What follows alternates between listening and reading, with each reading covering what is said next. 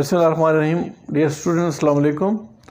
आज मैं आपको इंटरनेशनल ट्रेड थ्योरी में हमारी आखिरी ट्रेड थ्योरी के बारे में जो हम पढ़ रहे थे उसके बारे में कुछ फर्दर एक्सप्लेनेशन देना चाहूँगा और उसके बाद हम इंटरनेशनल ट्रेड में फ़ॉरेन एक्सचेंज ट्रांजैक्शंस के बारे में हम पढ़ेंगे। मैंने आपको लास्ट टाइम कुछ थ्योरीज़ की डिस्कशन की थी जिसमें मर्केंटाइलिज्म थ्योरी थी, एब्सोल्यूट कास्ट एडवांटेज की थ्योरी थी, कंपैरेटिव कास्ट एडवांटेज की थ्योरी थी, और आज की जो थ्योरी है जो फैक्टर एंडोमेंट थ्योरी उसको कहते हैं हम, या हेक्सर ऑलन की थ्योरी है। ये हेक्सर ने सन 1919 में 1919 में पेश की थी, अपना एक पेपर लिखा था उसमें, और ऑलन जो है वो हेक्सर के स्टूडेंट थे। चूँकि ऑलन 1933 में पीएचडी कर रहे थे तो अपने थीसिस के लिए जो सुपरवाइज़र थे उनके वो हेक्सर थे। तो 1933 में ऑलन ने इस पे फर्दर काम किया, इसीलिए इसको हेक्सर ऑलन थ्योरी कहते हैं या इसको हेक्सर ऑलन फैक्टर एंडोमेंट थ्योरी कहते हैं, और इसको HO मॉडल भी कहते हैं, यानी हेक्सर ऑलन मॉडल भी कहते हैं, या इसको 2-2-2 थ्योरी भी कहते हैं। इसका मतलब ये हुआ कि 2 से मुराद 2 कंट्रीज़ है। जैसे फ़र्ज़ करें चाइना US हो गए या चाइना पाकिस्तान हो गए तो 2 कंट्रीज़ है। फर्दर जो 2 लिखा है उससे मुराद लेबर एंड कैपिटल है। वैसे फैक्टर ऑफ प्रोडक्शन जो हैं वो 4 हैं, लैंड, लेबर, कैपिटल और ऑर्गेनाइजेशन। लेकिन यहाँ पर जो इस थ्योरी के बकौल या इस थ्योरी के मुताबिक हम ये कहते हैं कि 2 फैक्टर ऑफ प्रोडक्शन हमने लेने हैं, लेबर एंड कैपिटल। तो 2 फैक्टर ऑफ प्रोडक्शन लेंगे, लेबर और कैपिटल, और उसके साथ हम 2 कमोडिटीज़ या 2 प्रोडक्ट्स लेंगे। जिस तरह मिसाल के तौर पर एक जो होगी लेबर इंटेंसिव होगी और दूसरी जो है कैपिटल इंटेंसिव होगी। तो लेबर से मुराद ये ऐसी प्रोडक्ट्स होंगी जो कि लेबर बनाती है, ज़्यादा लेबर बना सकती है, और कैपिटल इंटेंसिव प्रोडक्ट या कैपिटल इंटेंसिटी से जो बनती है यानी जो मशीनों से बनाई जाती है। तो इसका मतलब है कि हम 2 प्रोडक्ट्स लेंगे, जैसे एयरक्राफ्ट जो है वो कैपिटल इंटेंसिव है और टेक्सटाइल जो है वो लेबर इंटेंसिव प्रोडक्ट है। या हम यूँ भी कह सकते हैं कि जिस तरह कंप्यूटर जो है वो कैपिटल इंटेंसिव है और शूज़ जो हैं वो लेबर इंटेंसिव हैं, क्योंकि कंप्यूटर जो हैं वो मशीनों पे बनते हैं क्रिटिकल होते हैं, इसलिए वो मशीन प्रोसेस के ज़रिए ज़्यादा बेहतर तरीके से होते हैं। लेकिन जो लेबर इंटेंसिव है, जिस तरह शूज़ हैं या कालीनें हैं, तो ये इसे लेबर बनाती है, तो उधर हम ज़्यादा लेबर यूज़ करेंगे। तो ये थ्योरी बेसिकली कहती क्या थी, यहाँ पर एक डिफिनीशन लिखी है, उसको मैं पढ़ के सुनाता हूँ, फिर इसी पे फर्दर बात करते हैं। This theory tells us that countries with abundant capital will tend to export capital intensive goods, while countries where labour is abundant will tend to export labour intensive goods.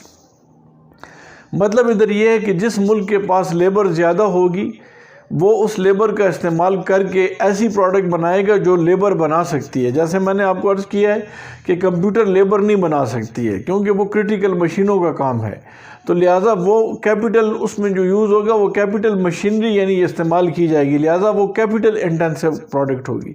लेकिन जिस तरह शूज़ हैं या जिस तरह सियालकोट में स्पोर्ट्स का सामान बनता है तो ज़्यादा लेबर काम करती है। तो लेबर इंटेंसिव गुड्स वो गुड्स होते हैं जहाँ पे लेबर ज़्यादा इस्तेमाल होती है। ये बात ध्यान में रखें कि जब हम दोनों में डिफ्रेंशिएशन करते हैं कि what is labour intensive goods और what are the capital intensive goods, तो उसके लिए हम ये कहेंगे कि लेबर इंटेंसिव गुड्स वो गुड्स होते हैं जिसके अंदर लेबर ज़्यादा इस्तेमाल होती है, ज़्यादा लेबर कास्ट आती है, लेबर का इस्तेमाल ज़्यादा किया जाता है, तो उसको हम लेबर इंटेंसिव कहते हैं। लेकिन जिस तरीके से हम अगर कैपिटल की बात करते हैं तो कैपिटल इंटेंसिव गुड्स वो गुड्स होते हैं जिसमें कैपिटल जो है वो या मशीनरी ज़्यादा इस्तेमाल की जाती है, उसका बनिस्बत लेबर के मुकाबले में ज़्यादा इस्तेमाल होता है। अब ये पॉइंट ध्यान में रखें कि जिस तरह आबादी के लिहाज से देखें तो चाइना दुनिया का बड़ा मुल्क है, तो वहाँ पर अगर देखा जाए तो एक वक्त था कि लेबर बहुत ज़्यादा इस्तेमाल की जाती थी। आजकल भी उनकी बहुत सी प्रोडक्ट्स ऐसी हैं जो लेबर ही यूज़ की जाती है। तो ऐसे ममालिक जिधर लेबर ज़्यादा होगी, ये फैक्टर उनके पास ज़्यादा होगा, तो वो ऐसी प्रोडक्ट बनाएंगे जो कि लेबर बना सके।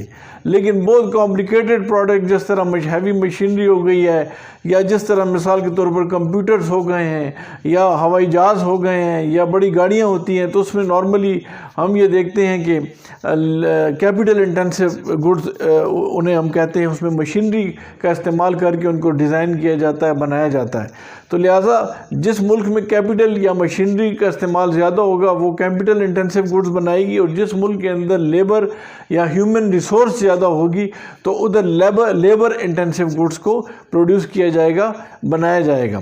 तो इसका जो नॉर्मली नाम रखा गया है HO मॉडल या 2-2-2 मॉडल, इसका मतलब ये है कि दो कंट्रीज़ हम ले लेंगे, कोई भी पाकिस्तान हो सकता है, चाइना हो सकता है, या चाइना और US हो सकता है, और दो जो हैं वो फैक्टर ऑफ प्रोडक्शन होंगे, लेबर और कैपिटल होगा, और 2 जो हैं वो कमोडिटीज़ होंगी या प्रोडक्ट्स होंगी। जिस तरह हमारे पास एयरक्राफ्ट जो है कैपिटल इंटेंसिव मशीनरी से बनता है, और टेक्सटाइल जो है उसमें हम लेबर को इस्तेमाल करते हैं, या मिसाल के तौर पर कंप्यूटर जो है वो मशीनरी से बनता है, वो कैपिटल इंटेंसिव गुड्स है, जबकि शूज़ जो हैं उसमें ज़्यादा लेबर इस्तेमाल होती है, तो वो लेबर इंटेंसिव गुड्स है। अगर हम फर्दर इसको देख सकें तो हम पाकिस्तान में स्पोर्ट्स का गुड्स सियालकोट में बनाते हैं, तो वहाँ पर लेबर इंटेंसिव गुड्स ज़्यादा हम यूज़ करते हैं, उस लेबर को ज़्यादा यूज़ करते हैं।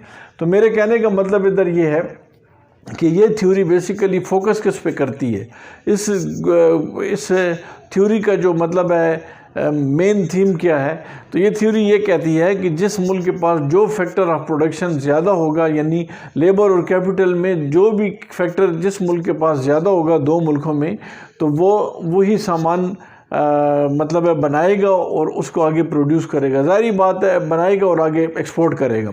यानी मतलब इधर ये है कि अगर फ़र्ज़ करते हैं कि लेबर ज़्यादा है तो लेबर कास्ट जो है उस पर कम आएगी, तो वो इसका मतलब है कि एक फैक्टर या एक रिसोर्स ज़्यादा होगा। इनका जो मतलब ये बेसिक जो पॉइंट है वो ये है कि अगर एक रिसोर्स ज़्यादा होगा, अगर एक सोर्स ज़्यादा होगा तो उसका जो आगे मतलब है कास्ट होगी वो कम आएगी। जब कास्ट कम आएगी तो ज़्यादा प्रोडक्शन हो सकेगी कम कास्ट पे, और उसको मतलब है आगे फिर अपनी ज़रूरियात को पूरा करने के अलावा बाहर मुल्कों को भी हम एक्सपोर्ट कर सकते हैं।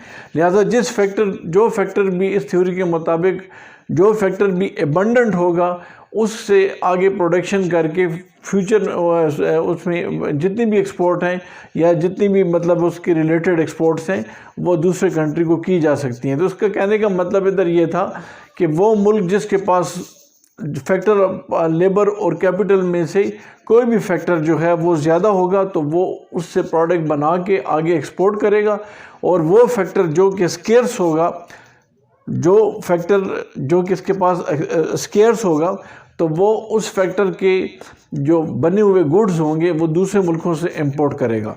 यानी इसमें मैं आपको एक एग्जांपल देना चाहूँगा जिससे कि आपको ये थ्योरी और भी क्लियर हो जाएगी।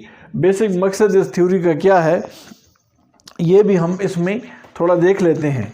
मिसाल के तौर पर यहाँ पर एक एग्जांपल हम ले लेते हैं जिससे कि इसको समझने में आसानी होगी। फ़र्ज़ करते हैं कि हमारे पास जो रिसोर्सेज हैं, रिसोर्सेज हमारे पास जो हैं एक कैपिटल है, फैक्टर्स हैं, और दूसरा जो है वो लेबर है। ये दो रिसोर्सेज हैं हमारे पास, और दो कंट्रीज़ हैं हमारे पास, एक US है और दूसरा चाइना है। गौर करें दो रिसोर्सेज हैं या दो फैक्टर्स ऑफ प्रोडक्शन है, कैपिटल है और लेबर है, और दो मुल्क हैं इनके पास मतलब है US के पास 100 मशीन्स हैं, फ़र्ज़ करते हैं हम एज्यूम कर रहे हैं, और लेबर जो है 200 लेबर है किसी भी यूनिट्स की प्रोडक्शंस के लिए। चाइना में फ़र्ज़ करते हैं 20 मशीन्स हैं और 1000 जो है लेबर है। तो इससे हम क्या करते हैं, हम सबसे पहले इस क्वेश्चन को इसकी बुनियाद पे हम इसकी कैपिटल और लेबर की रेशो निकालते हैं। ताकि ये हमें समझ आ सके। अकॉर्डिंग टू दिस आप ज़रा गौर करें, दो सोर्सेज हैं जो हमारे पास फैक्टर एंडोमेंट के, दो रिसोर्सेज हैं, कैपिटल और लेबर। दो कंट्रीज़ हैं, यूएस है और चाइना है। तो टू वाली जो टू जो है, या टू रिसोर्सेज हो गए हैं, कैपिटल एंड लेबर, और टू कंट्रीज़ हो गए हैं, यूएस एंड चाइना, और दो कमोडिटीज़ हमारे पास आ जाएंगी। मिसाल के तौर पर दो कमोडिटीज़ जो हैं, एक एयरक्राफ्ट कर दें और दूसरी जो है वो टेक्सटाइल कर दें। अब फ़र्ज़ करते हैं, जैसे मिसाल के तौर पे इस पॉइंट के अंदर कि यूएस में 100 मशीन्स हैं और लेबर कितनी है, 200 है, जबकि चाइना में 20 मशीन है और लेबर कितनी है, 1000 लेबर है। तो इसकी हम लेबर एंड कैपिटल रेशो पहले निकालते हैं। Labour and capital ratio of US निकालते हैं। तो ये कितनी बनती है, इसका फार्मूला जो है ये क्या है कि K डिवाइडेड बाय L, ये यूएस के लिए है। तो इसका मतलब ये है कि फॉर यूएस ये जो रेशो है ये कितनी बनती है, तो K का मतलब है कैपिटल डिवाइडेड बाय L का मतलब है लेबर। तो ये हमारे पास क्या सूरत हाल बनती है कि कैपिटल हमारे पास 100 मशीन हैं, 100 मशीन हैं यूएस में, और लेबर कितनी है, लेबर जो है 200 है। तो ये जो हमारे पास जो सूरत हाल इसकी बन जाती है वो बनती है 0.5। क्या मतलब हुआ इसका, इसको हम यूँ एक्सप्लेन कर सकते हैं कि 200 लेबर के मुकाबले में 100 मशीन है। तो अगर एक लेबर हो तो मशीन कितनी हो गई, 0.5 हो गई, यानी आधा जो है वो हमारे पास कैपिटल इसके मुकाबले में अवेलेबल है। लेकिन अगर हम इसी के मुकाबले में अगर चाइना की तरफ चले जाएं तो चाइना में क्या सूरत हाल है, चाइना में अगर यही फार्मूला लगाएं, K डिवाइडेड बाय L करें, तो K जो है वो मशीन कितनी है, 20 है, जबकि लेबर कितनी है, 1000 है सॉरी। तो ये कितना बनता है, ये बनता है 0.05।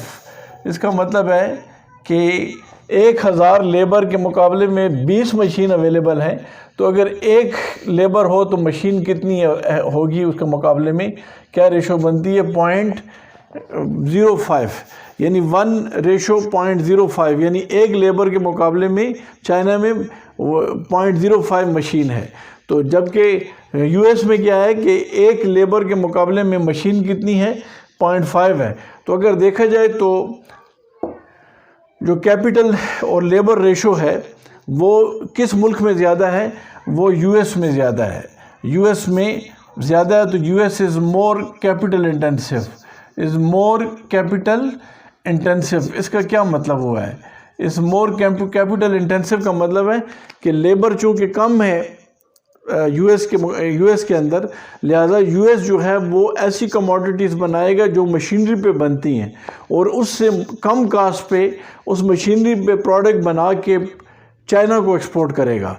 और चाइना क्या करेगा, चाइना की रेशो क्या बनती है, चाइना की रेशो बहुत ज़्यादा कम है। मतलब है कि 1000 लेबर 20 मशीन के मुकाबले में अगर एक लेबर है तो 0.05 मशीन। तो इसका मतलब है कि ज़्यादा लेबर जो है वो चाइना का जो टेंडेंसी होगा वो ज़्यादा लेबर की तरफ होगा, क्योंकि जो कैपिटल और लेबर रेशो है चाइना के अंदर वो कम है, जबकि यूएस के अंदर वो रेशो क्या है, ज़्यादा है। तो इस वजह से हम क्या कहेंगे कि चाइना कौन से गुड्स बनाएगा, लेबर इंटेंसिव गुड्स बनाएगा। कौन से गुड्स बनाएगा, लेबर इंटेंसिव गुड्स बनाएगा।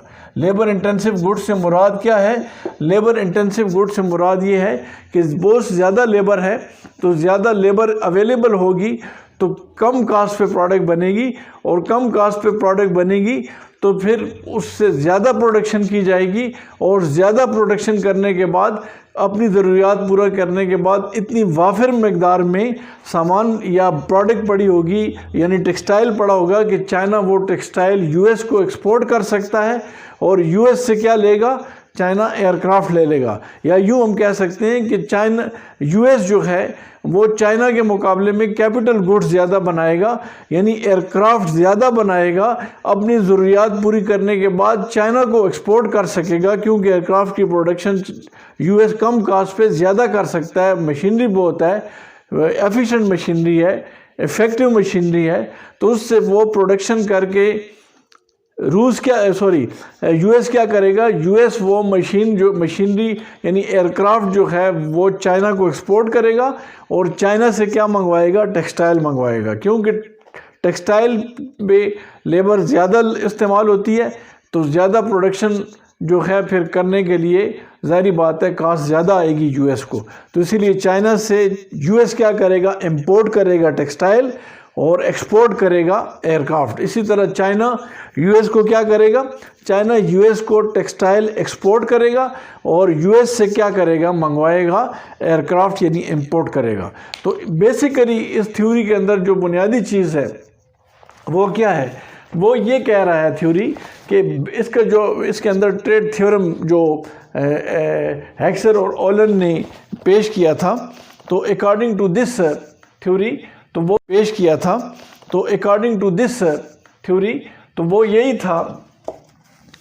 था कि मतलब है कि ऐसा मुल्क जिसके पास फैक्टर ज़्यादा मिकदार, जो फैक्टर यानी लेबर और कैपिटल में जो फैक्टर ज़्यादा होगा वो उस फैक्टर को इस्तेमाल करके प्रोडक्ट बनाएगा और कम कास्ट पे बनाएगा और ज़्यादा प्रोडक्शन करके वो दूसरे मुल्कों को एक्सपोर्ट करेगा।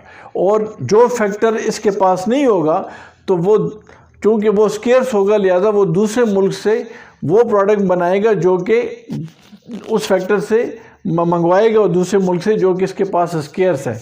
जैसे मैंने अभी आपको मिसाल चाइना और यूएस की दे दी है, यानी इसकी आसान एग्जांपल भी हम यही ले सकते हैं। आपने देखा होगा कि हमारे यहाँ अगर लेबर ज़्यादा हो जाए तो लेबर की कास्ट मतलब चूँकि सप्लाई ज़्यादा हो जाती है तो लेबर की सप्लाई ज़्यादा हो जाती है, लिहाजा लेबर के वेजेस जो होते हैं वो नॉर्मली उतने नहीं होते। जहाँ पर लेबर कम होती है तो वहाँ पर उनके वेजेस ज़्यादा होते हैं, और जहाँ पर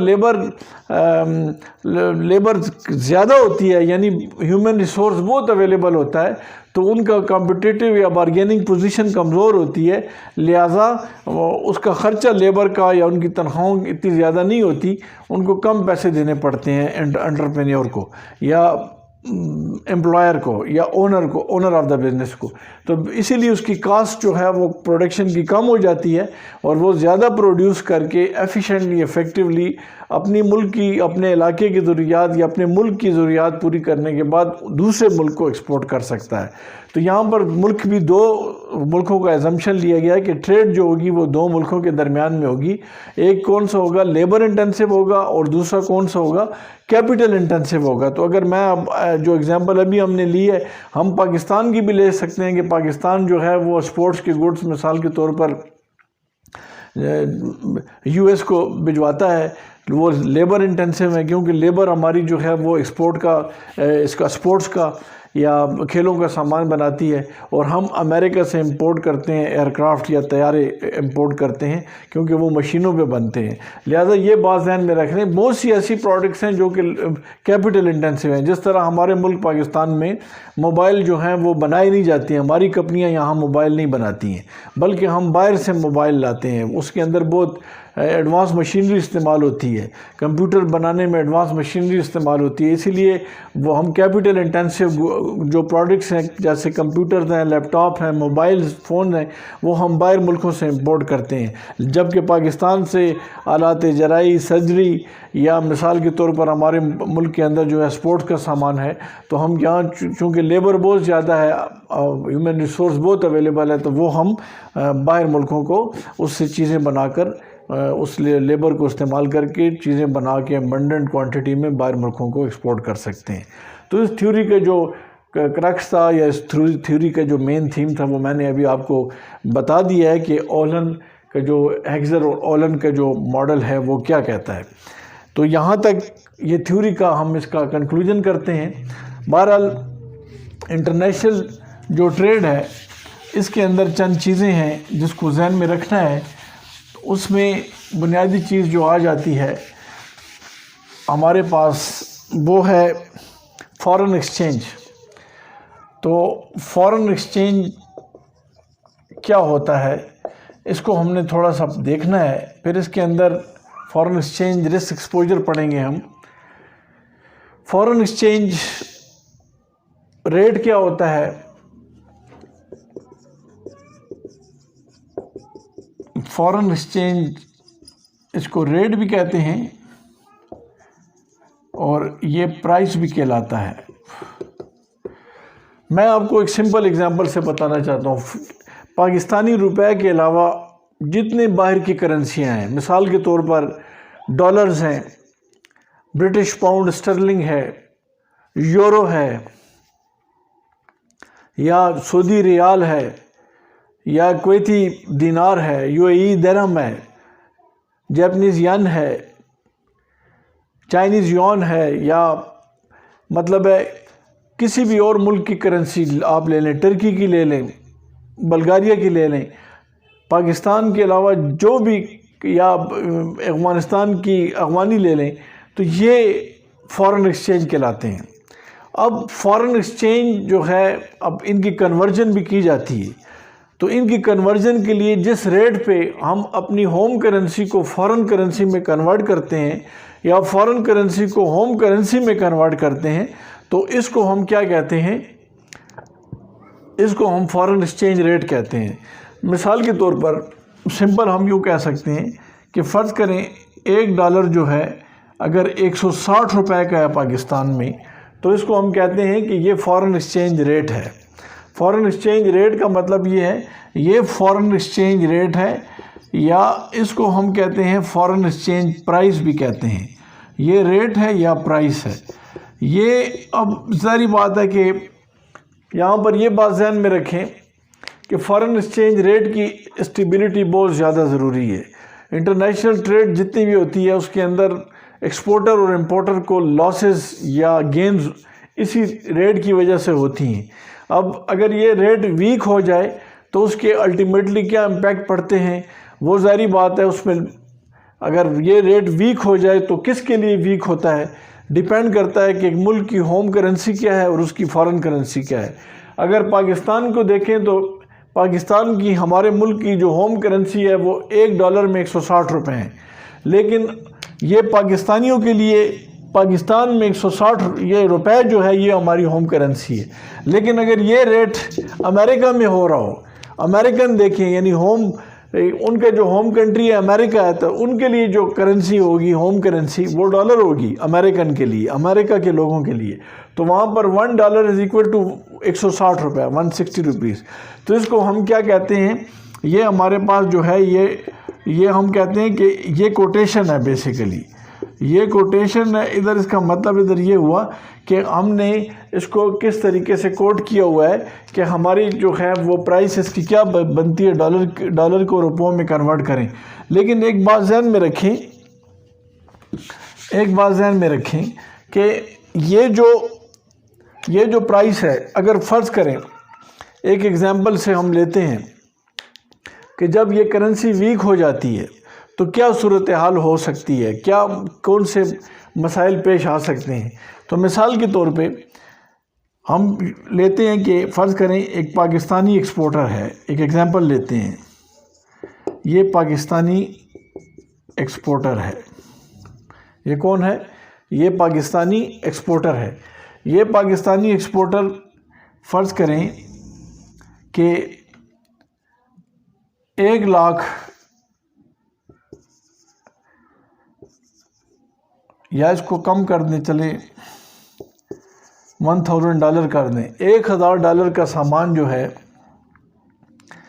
पाकिस्तानी एक्सपोर्टर $1000 का सामान एक्सपोर्ट कर रहा है यूएस को, यूएस के इंपोर्टर को।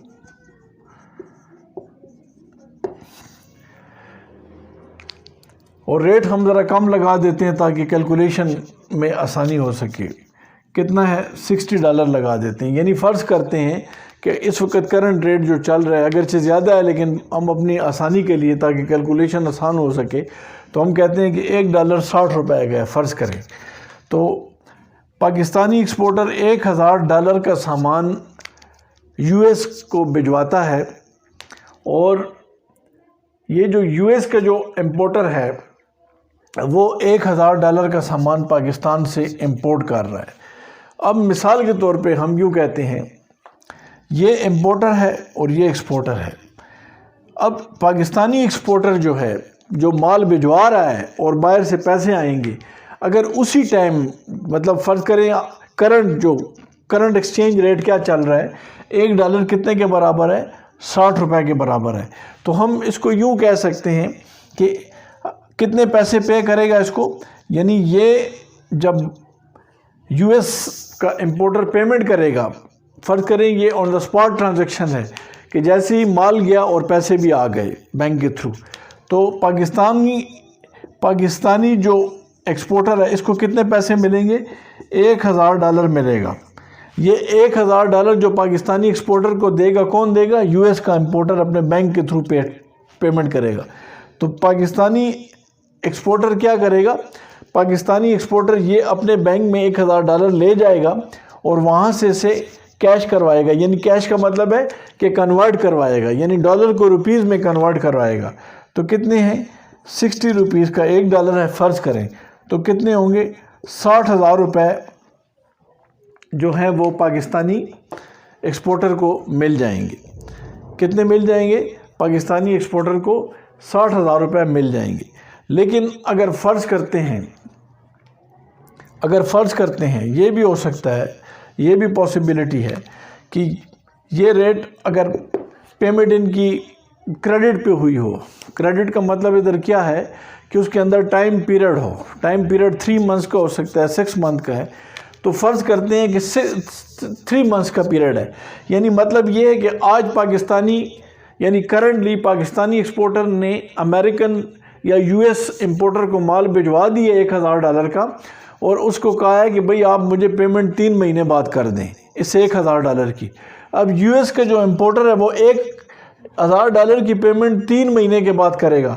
उस वक़्त रेट का नहीं पता, उस वक़्त रेट हो सकता है कि कम हो, उस वक़्त रेट क्या हो सकता है, उस वक़्त ये है कि आज करंट जो स्पॉट रेट है, इसे क्या कहते हैं, स्पॉट रेट या SR भी कहते हैं इसको, स्पॉट रेट ये है।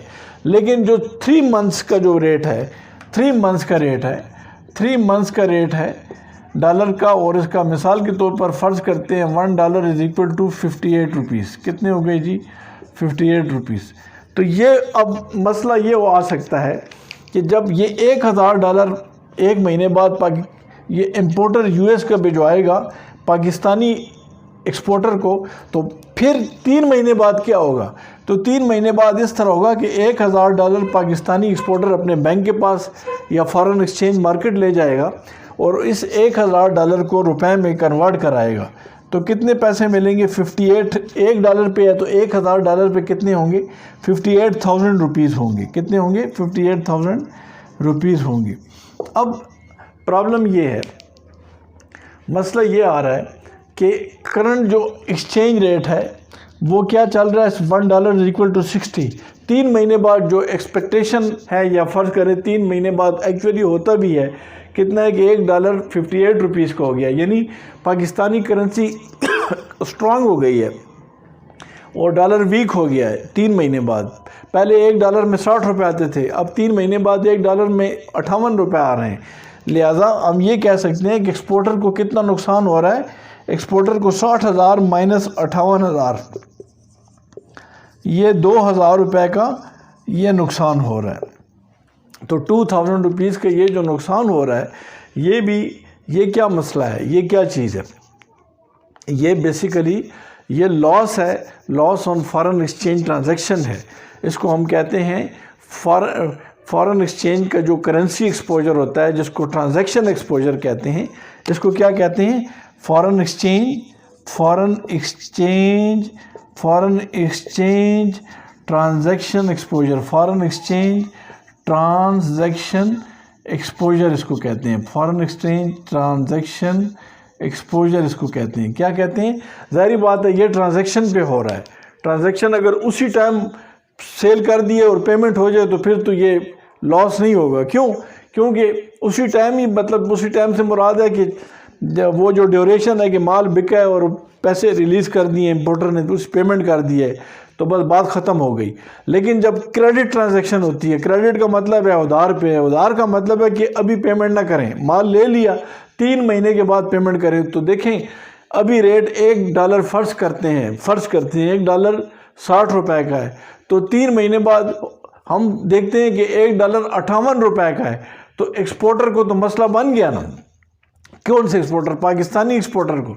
पाकिस्तानी एक्सपोर्टर जो है वो $1 3 महीने बाद कितने का मार्केट से कैश करवाएगा, कन्वर्ट करवाएगा? 58 रुपये, यानी ये पैसे $1000 ले जाएगा और उसके बदले में कितने पैसे लेगा? 58 रुपये लेगा $1 पे। तो $1000 पे कितने लेगा? 58,000 रुपये लेगा। अगर 3 महीने पहले करते तो $1000 पे 60,000 रुपये मिलते। तो 2000 का जो नुकसान हुआ है, इसको फॉरेन करेंसी ट्रांजैक्शन एक्सपोजर कहते हैं। इसको क्या कहते हैं? फॉरेन करेंसी ट्रांजैक्शन एक्सपोजर कहते हैं। ये उस वक्त होता है जब एक्सचेंज रेट के अंदर चेंज आ जाती है, जब एक्सचेंज रेट की वैल्यू में चेंज आती है। तो यहाँ पर हम ये कह सकते हैं, यहाँ पर अगर ये वाली सूरत हाल देखें और ये वाली सूरत हाल देखें कि $1 जो है 3 महीने बाद 58 रुपये का हो गया है। तो अगर ये ओपन मार्केट में हुआ है, ओपन मार्केट से मुराद ये है कि फॉरेन एक्सचेंज की जो मनी मार्केट है, वहाँ पे $1 58 रुपये का हो गया है। पहले $1 60 रुपये का था, तो 3 महीने पहले $1 60 रुपये का था, 3 महीने बाद $1 58 रुपये का हो गया है। लिहाजा हम इसको ये कह सकते हैं कि ये जो 1000 ये जो 58 रुपये का $1 हुआ है, तो पाकिस्तानी करेंसी अप्रिशिएट कर गई है। पाकिस्तानी करेंसी क्या हो गई है? अप्रिशिएट कर गई है, अप्रिसिएशन हो गई है। जबकि डॉलर जो है वो डेप्रिशिएट हो चुका है ओपन मार्केट फोर्सेस में, डेप्रिशिएट। लेकिन अगर ऑफिशियली ओपन मार्केट फोर्सेस में डेप्रिशिएट, लेकिन अगर ऑफिशियली हम कहते हैं कि स्टेट बैंक की इंटरवेंशन से गवर्नमेंट ऑफ पाकिस्तान करती है कि $1 58 रुपये का हो जाता है, तो फिर इसको हम ओवर वैल्यूएशन कहते हैं। लेकिन अगर फ़र्ज करते हैं कि $1 62 रुपये का हो जाता है, तो ये डीवैल्यूएशन हो जाएगी, यानी 60 रुपये पहले था और 61 रुपये हो गया है, तो गवर्नमेंट की तरह स्टेट बैंक के थ्रू हुआ है, तो ये डीवैल्यूएशन हो जाएगी। बहरहाल यहाँ पर ओपन मार्केट फोर्सेस में डॉलर क्या हो गया है? डॉलर जो है वो सस्ता हो गया 3 महीने बाद, तो एक्सपोर्टर को लॉस हो गया है पाकिस्तानी। कितना हो गया? 2000। इसको कहते हैं foreign currency transaction exposure. Foreign exchange, इसको कहते हैं फॉरेन एक्सचेंज ट्रांजैक्शन एक्सपोजर इसको कहते हैं, जो कि पैसों में चेंज की वजह से होता है। तो यहाँ पर आपने देखा है एक्सचेंज रेट की वैल्यू में जो चेंजेस आती हैं, या तो वो अप्रिशिएट करता है या डेप्रिशिएट करता है। अगर $1 60 रुपये का था और अभी 58 रुपये का है, तो पाकिस्तानी रुपये स्ट्रॉन्ग हो गया है। अगर डॉलर फ़र्ज करें पहले 60 रुपये का था 3 महीने पहले, अब डॉलर अगर फ़र्ज करते हैं 61 रुपये का हो गया, 61 रुपीज़ का, तो फिर यह है कि पाकिस्तानी करेंसी वीक हो गई है, डॉलर स्ट्रांग हो गया है। तो उसका एक अल्टीमेट इम्पैक्ट आपके सामने मैंने पेश किया। इसको फॉरेन एक्सचेंज ट्रांजैक्शन एक्सपोजर कहते हैं या फॉरेन करेंसी ट्रांजैक्शन एक्सपोजर कहते हैं, दोनों कह सकते हैं। तो ये एक्सपोजर का मतलब क्या है? रिस्क उसके अंदर कितना है। तो मेरी आज की डिस्कशन में जो था उसमें हमने ओलन HO मॉडल पढ़ा है, हेक्सर ओलन का, और उसके साथ हमने फॉरेन एक्सचेंज के बारे में कुछ आइडिया लिया है, और उसके अंदर हमने ये देखा है कि फॉरेन एक्सचेंज ट्रांजैक्शन एक्सपोजर क्या होता है। इंशाल्लाह अपनी क्लास में मैं दोबारा इसकी रिपीटिशन करूँगा कि उसमें फॉरेन करेंसी ट्रांजैक्शन एक्सपोजर ही पढ़ेंगे और ऑपरेटिंग या इकनॉमिक एक्सपोजर को डिटेल से एक एग्जांपल से मैं आपको बताऊंगा, ताकि ये आपको क्लियर हो जाए कि ट्रेड में इंटरनेशनल जो बिज़नेस है, इंटरनेशनल बिजनेस एंड ट्रेड में फॉरेन एक्सचेंज में जो वैल्यू में चेंज आती है या एक्सचेंज रेट में जो चेंज आती है, उसका क्या असर पड़ता है एक्सपोर्ट पे और इंपोर्ट पे। थैंक यू जी, शुक्रिया।